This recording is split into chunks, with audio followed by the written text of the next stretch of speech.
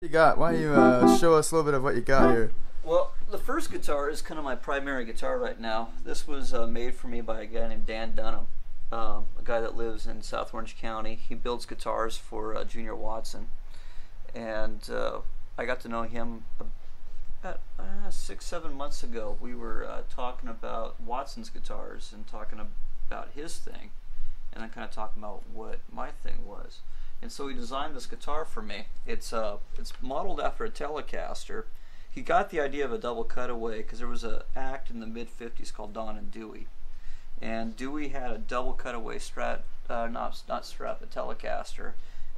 Word was that he had a Tele, and then in his shop class in high school, he made the second cutaway on it. Now, true to the original Telecasters, he made it as a pine guitar. It's completely made of one-piece pine, sugar pine, and So it's pretty light, huh? very light, very porous. It dents very easily. Very light finish.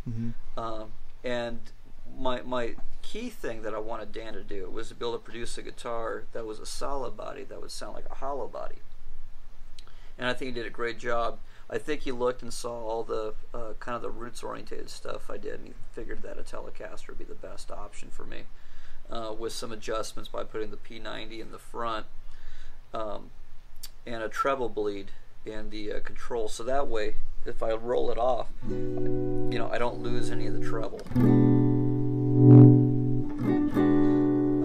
The other thing too, it's extremely microphonic, and that's kind of the quality that really draws me towards it. I could crank it and just tap on the body. Oh yeah. So in that respect, it's a lot like a hollow body. Generally, that's the guitar that I like, and I'd always play. My first major playing guitar that I played was a Gibson 330, and I'll bring that some other time.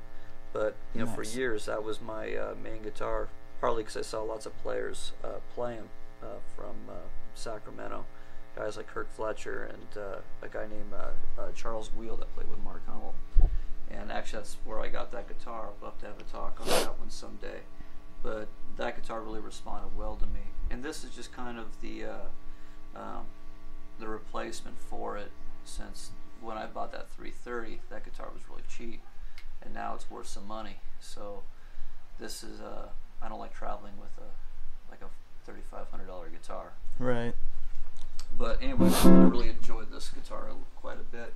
The other guitar, I play quite a bit of rockabilly gigs, and my friend Bob Kavanagh plays bass in a band with Amber Fox, one of the bands I play with, and he had this laying underneath his bed. It's an R.C. Allen. R.C. Allen was a guitar maker. He's still alive. I believe he lives in El Monte, but I try to remember the guys he worked with, but he made guitars for guys like Del Casher, Hank Thompson, Gary Lambert, all these hillbilly guys.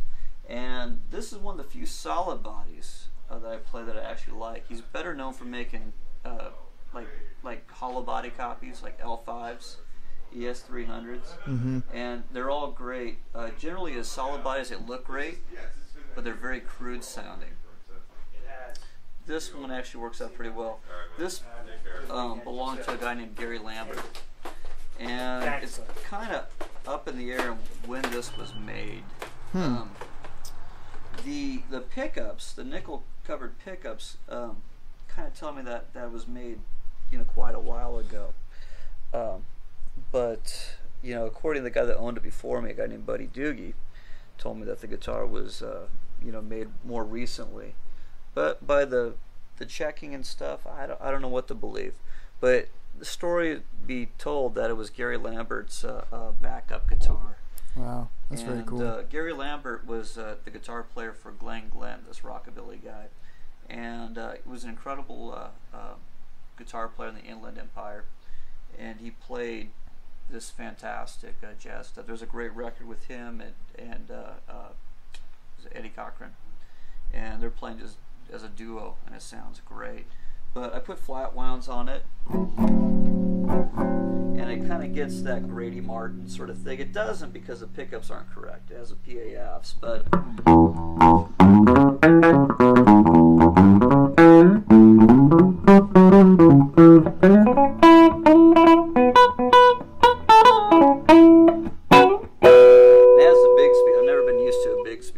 it is kind of a cool piece of furniture on the back. Yeah. But anyway, I use that in a lot of my rockabilly gigs. Very slim neck, very small frets. Yeah, nice high fret access too. I like that. Yeah. The truss rod's busted, so it kind of has a little bit of a curve. But this whole guitar was modeled after a Bigsby guitar. Let's see if I can get the checking. That's a really beautiful checking on. At least on the headstock. Yeah, I don't know how, hopefully it's old. If not, it might just be water damage, but, whatever the case. Yeah. But, hard guitar to play, though. It's not the easiest guitar to play, but I like playing because it makes me look cool. I love the look. I've never seen one like that before, ever. But, like I said, this was a guitar like Grady Martin would play, Nashville session guy. It's strung with flat wounds. Let me show you the last guitar I got here.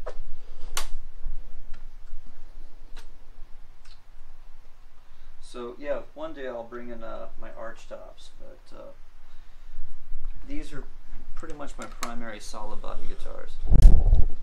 I haven't played this in a while. You can tell it's all great. This is I believe a late '80s, early '90s Tokai. That's awesome.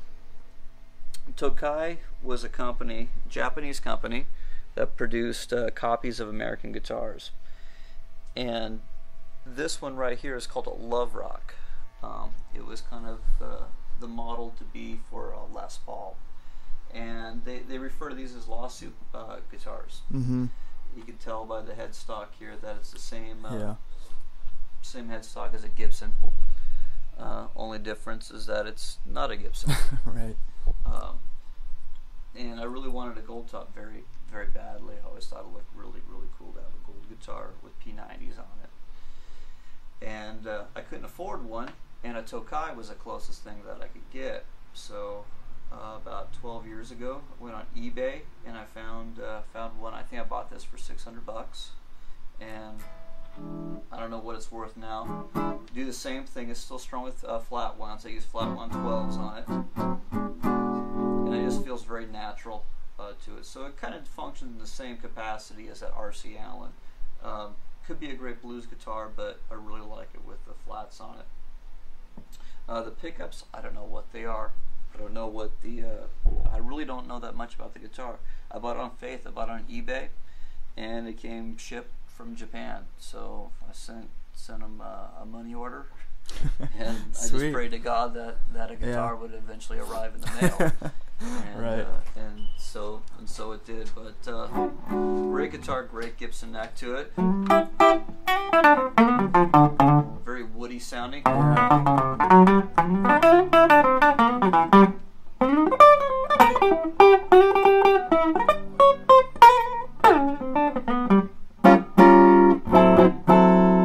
So I definitely love the sound of this guitar, but it also gets great too loud, but it gets for the Travis picking. Very, very warm. I think more of that's just a function of the strings, to be honest. Yeah, you can really hear the impact of the flat ones on there. But anyway, like I said, the guitar just is something I've had. I sold it at one point. I was doing a record, and I needed the money, kind of like now, for Christmas. And I sold it, and I really regretted getting rid of it. And about 3 years later, I get a call from the guy I sold it to, and he said he had a recording session, and he didn't have a whole lot of money, but he would give me back my guitar. And so I definitely jumped on it, and so this guitar's never going to go anywhere. Yeah, that's a cool story. Definitely like having it. So anyway, how about you finish up by telling us what this? Oh, the amp? Yeah. Well, the amp is just a loaner. My friend Bob Cooper is an amp collector out in Arizona, and he this Sano with me. It's okay. You know, I think Sano was made by the same people that did Ampeg. I'm not quite sure on that, but I believe it's an East Coast company.